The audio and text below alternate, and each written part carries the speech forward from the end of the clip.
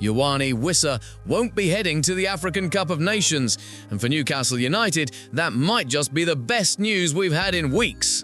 I'm Rodrigo, and you're watching Newcastle Mania, the channel made by supporters and for supporters who are absolutely passionate about Newcastle United. You blinked, and Newcastle turned into headlines everywhere. But today's story is particularly crucial for our squad depth and recovery plans.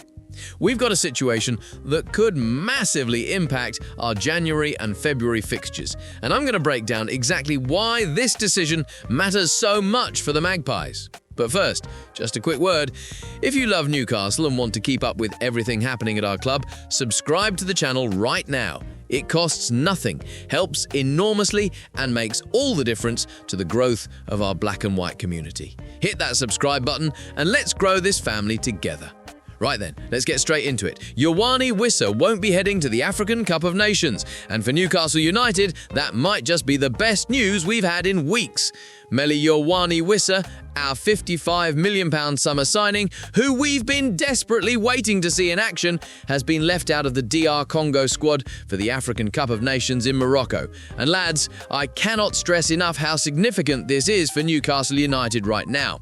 This isn't just another squad announcement. This is about protecting a massive investment, managing a delicate recovery, and potentially having our big money signing available when we need him most. Wissa hasn't played a single competitive minute for Newcastle since arriving from Brentford, and the last thing we needed was him jetting off to international duty before he's even settled into life on Tyneside. So why has this happened? What does it mean for Eddie Howe's plans? And most importantly, when can we finally expect to see Wissa in the famous black and white stripes? Let's dive deep into this story. Let's set the scene properly. Wissa picked up a knee injury whilst on international duty with DR Congo back in September. Think about that for a moment. He signed for Newcastle in the summer, a marquee addition to bolster our attacking options, and before he could even make his debut for us, he's injured playing for his country. Absolutely gutting, isn't it? Since then, the medical team at Newcastle have been working tirelessly to get him back to full fitness. He's been following a carefully structured rehabilitation program at our training ground in Benton, and the good news is that he's progressing well. In fact, he's already played one behind closed doors 11v11 match whilst the first team were away at Everton, and there's another one scheduled for this week. Now, here's where it gets interesting. The African Cup of Nations is scheduled for Morocco, and DR Congo would naturally want their talented forward available. But according to reports, a decision has been made to leave Wissa out of the squad so he can focus entirely on getting match fit for Newcastle. This wasn't the club strong-arming the national team or creating a diplomatic incident. It appears to be a sensible, collaborative decision made with Wissa's long-term fitness in mind. Eddie Howe addressed this situation in his press conference before the Tottenham match, and his words were telling. He said, "There has been no change.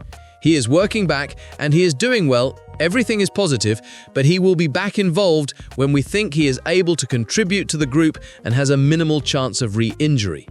That phrase, minimal chance of re-injury, that's the key, isn't it? The medical staff aren't rushing this. They've seen too many players come back too soon, look all right for a game or two, and then break down again. With Wissa, they're taking no chances whatsoever. Howe also mentioned something quite poignant. Whenever he comes back, from his perspective and our perspective, that first goal will be important. Imagine being Wissa right now. You've made this massive move to Newcastle, you're desperate to prove yourself to the supporters, and you've not even got on the pitch yet. That first goal, when it comes, is going to mean the world to him. So how have people reacted to this news? Well, the response from the Newcastle faithful has been overwhelmingly positive, and I completely understand why. On social media, Magpie supporters have been expressing relief that Wissa won't be risking further injury or rushing back prematurely just to play in a tournament. The general consensus is that whilst we all want to see him in action, it's far more important that when he does return, he's 100% ready and not at risk of another setback. There's also been a lot of discussion about squad depth and timing. January and February are absolutely brutal months in the football calendar. We've got Premier League matches stacking up, potential cup runs to navigate, and we desperately need all our attacking options available. If Wissa had gone to AFCON, even if he'd been declared fit, We wouldn't see him until mid-February at the earliest. Now, there's a genuine possibility he could be involved before the month is out. Some supporters have also pointed out the financial aspect. £55 million is a massive investment for Newcastle United. It's not quite record-breaking territory, but it's substantial. The club needs a return on that investment, and that means getting Wissa on the pitch, contributing goals and assists, and helping us push for European qualification. Every week he's not playing is a week that investment isn't delivering. The wider football media has been relatively quiet on this story compared to how they might react if it were a bigger club, but those who have covered it recognize the sensible nature of the decision. There's no controversy here, no club versus country battle, just a pragmatic approach to player welfare and rehabilitation.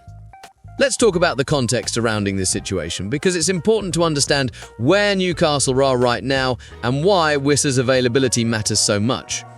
Eddie Howe has been dealing with an injury crisis that would test any manager.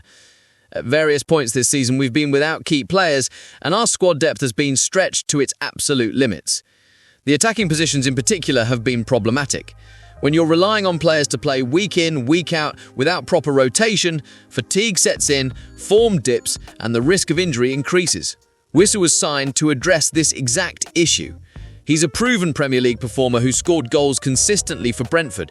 He's got pace, he's got technical ability, and he can play across the forward line. He's exactly the kind of versatile attacking threat that Howe needed to add depth and quality to his options. But here's the thing, and this is what makes the AFCON decision so crucial. We've already lost time with Wissa. 4 months have passed since his injury in September. 4 months of rehabilitation, of watching from the sidelines, of integration. Delayed. If he'd gone to AFCON and picked up another knock, or even just had his return delayed by another month, we'd be looking at nearly half a season gone without our £55 million man making a single appearance. Compare this to how other clubs have handled similar situations. We've seen plenty of examples where clubs have pushed for their players to be withdrawn from international duty when they're recovering from injury, and it doesn't always go smoothly. There can be friction between club and country, accusations of players not being committed to their national teams, media controversy, the works. What's encouraging about this situation is that it seems to have been handled maturely by all parties. DR Congo have recognised that Wissa isn't ready, Newcastle have been honest about his rehabilitation timeline, and Wissa himself presumably understands that rushing back would be counterproductive for everyone involved. Now let's think about what this actually means for Newcastle United on the pitch, because that's what really matters, isn't it? When Wissa does return, and let's be optimistic and say that could be within the next few weeks if his second behind-closed-doors match goes well, Eddie Howe gains a genuinely valuable option. Wissa can play as a central striker, he can play off the left wing, and he's even been deployed in more of a number 10 role during his career. That versatility is gold dust for a manager.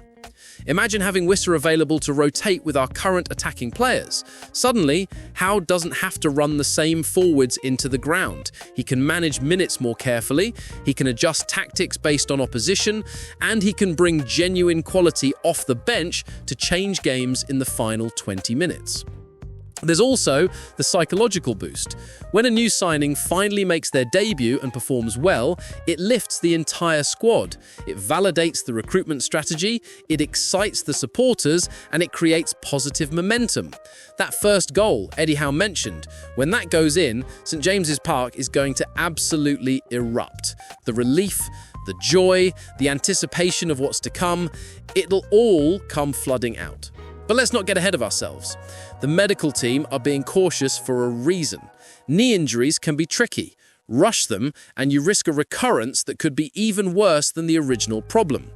Take your time, and whilst it's frustrating in the short term, you end up with a player who's genuinely ready to contribute over the long haul. The fact that Newcastle are prioritising this careful approach rather than trying to squeeze minutes out of Wissa before AFCON tells you everything about how they're thinking. This is a club that's learned from past mistakes, that's invested heavily in medical infrastructure, and that's determined to protect its assets properly. So what happens next? Well, as Eddie Howe said, Wissa will play another 11 versus 11 match this week. The coaching staff will be watching incredibly closely. How does he move? Is he confident on that knee? Can he change direction explosively without any discomfort? Can he last the full 90 minutes or close to it? If that second match goes well, then realistically, we could be looking at Wissa being included in a matchday squad within the next couple of weeks. Maybe he starts on the bench, gets a 20-minute cameo, and we see how he copes with the intensity of Premier League football. Then, gradually, those minutes increase until he's ready to start. The timing could actually work out brilliantly for Newcastle. We're entering a period where fixture congestion intensifies, where squad rotation becomes essential, and where having fresh, hungry attacking options could be the difference between securing European qualification and falling short. And let's not forget the boost this will give to Wissa himself. He's been chomping at the bit to get out there and show Newcastle fans what he can do. He'll have watched every match from the sidelines, desperate to contribute, frustrated by his body not being ready. When he finally does get his chance, you can bet he'll be absolutely fired up to make an impact. There's also a longer-term consideration here. By not going to AFCON, Wissa stays embedded in the Newcastle environment. He continues learning Eddie Howe's tactical systems, he keeps building relationships with his teammates, and he maintains the conditioning work that's been so carefully managed over recent months. When you're settling into a new club after a big money move, that continuity is incredibly valuable. For DR Congo, whilst they'll miss Wissa's talents at AFCON, they'll hopefully benefit in the long run too. If this decision means Wissa returns fully fit and firing for club and country going forward, everyone wins. International managers would always rather have players available at 100% rather than rush back to 70 or 80%. Here's the bottom line, Newcastle fans. This AFCON decision is excellent news for our club. It's sensible, it's measured, and it prioritises the long-term health of a player who we desperately need to succeed. Yoane Wissa might not have kicked a ball in anger for Newcastle United yet, but when he does, it's going to be worth the wait. We've got a proven goalscorer who's hungry to prove himself, who's been given the time to recover properly, and he'll be desperate to repay the faith that's been shown in him. The next few weeks are crucial. Those behind-closed-doors matches will tell us everything we need to know about his readiness. And when Eddie Howe and the medical team give the green light, when Wissa's name appears on that team sheet for the first time, St James's Park is going to absolutely welcome him with open arms. This is what smart club management looks like. No shortcuts, no unnecessary risks, just patient, professional handling of a valuable asset. And for a club with ambitions as big as Newcastle United, that kind of approach is exactly what's needed. So, keep the faith, Magpies. Our £55 million man is coming, and when he arrives, he's going to be ready to make a real impact. If you've enjoyed this deep dive into the Wissa situation, make sure you're subscribed to Newcastle Mania. This is where you get proper analysis, supporter perspective, and all the latest news about our beloved Magpies. Hit that subscribe button, turn on notifications, and let's keep building this community of passionate Newcastle fans together. Thanks for watching, and remember, stay loyal, stay loud, and Howay the lads.